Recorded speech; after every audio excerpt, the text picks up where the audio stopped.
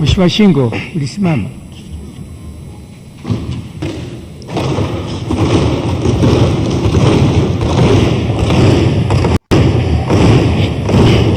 Mheshimiwa Spika, nashukuru sana kunipa nafasi hii. Naona wabunge. Nashukuru sana Mheshimiwa, nilikuwa na swali dogo la nyongeza.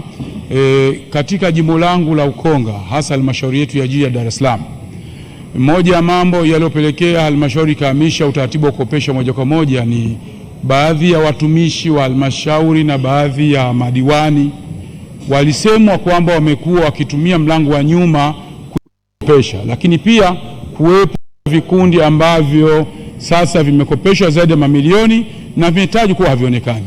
Swali langu liko hapo. Je, kwa ajili ya kulinda maslahi mapana ya taifa na kodi zetu, kwa nini sasa serikali siweke utaratibu wa kuyataja hadharani hayo makundi ama hivyo vikundi vilivyokopa ambavyo sasa havionekani, sambamba na baadhi ya watumishi wa halmashauri ambao si waaminifu walijiingiza katika mtego huo ambao leo unapelekea halmashauri zetu kuhamisha mfuko huo kupeleka kwenye mabenki ambayo yanapelekea tushindwe kupata mikopo. Asante. Mheshimiwa Waziri wa TAMISEMI, mkono ulisimama. Mheshimiwa Spika, pamoja na majibu mazuri ambayo naibu wangu ameyatoa, kama alivyosema Mheshimiwa Spika, tulikuwa na kikao na mabenki haya na kilichotokea ni kwamba kweli kwenye majiji kuna fedha nyingi ambazo hazijakopeshwa. Ukikompea na kwenye halmashauri za wilaya, ukikompea na kwenye halmashauri za miji. Shida iliyopo Mheshimiwa Spika, kutokana na maelezo waliotupa mabenki, la kwanza ni kweli kwamba walikuwa na masharti magumu, lakini kwa sasa sharti linalotakiwa kwa kikundi kukopa ni wale wana kikundi kuwa na NIDA. Nini kimesababisha sasa majiji yawe na fedha nyingi? Wamesema kwa sababu wale wanaounda vikundi walioko Dar es Salaam kwa mfano wanakutana kimjini.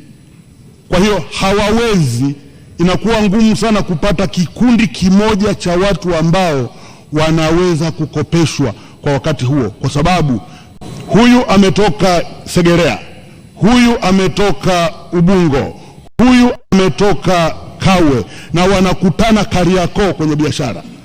Wakiwa pale, kila mtu hajui huyu mwenzake ametokea wapi. Proposal ya mabenki Mheshimiwa Spika ni kwamba ikiwezekana tuwape mikopo individuals kama tunavyofanya kwa walemavu, lakini tuwe na condition moja kwamba huyu individual tunayompa mkopo atuhakikishie kwamba kwanza ana biashara, ana leseni ya biashara, lakini pili ataweza kuemploy angalau watu watatu kwenye ile biashara kutokana na mkopo tunaowapa. Mheshimiwa Spika, kama hii itafanyika, kitu cha kwanza yale mabilioni yaliyolala kule benki yatatoka.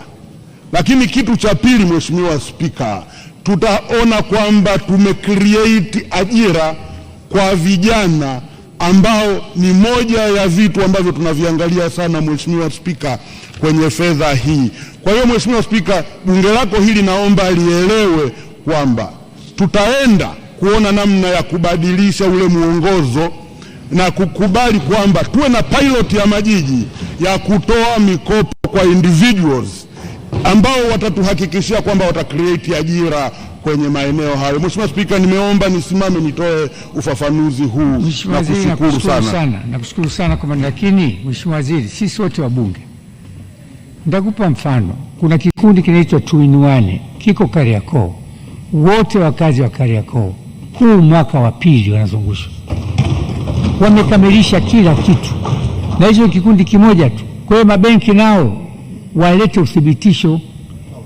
Mimi na uhakika mabenki hawana capacity ya kufikia vikundi vyote hivi, hawana. Serikali imefanya kazi nzuri sana, vikundi vyote vimekaguliwa na watendaji vyote, lakini kishafika benki wanataka leseni ya fire, TIN namba. Sasa mama lishe bibi yetu pale, Bi Shukuru, TIN namba naitoa wapi? Leseni ya faya naitoa wapi? Tujali maisha ya watu hawa, watu wetu kupata chao cha chini. Mheshimiwa Waziri, mkikaa na digrii za uchumi hatutaweza kuwasaidia hawa wananchi. Wananchi washirikishwe, waambiwe hizi pesa sio sadaka, hii pesa ni ya mkopo. Kopa milioni, rudisha milioni bila riba. Tena kuomba sana tena, watu mabenki waite tuje kuwaona, tuje kukaa na wabunge hapa, sawa? Asante.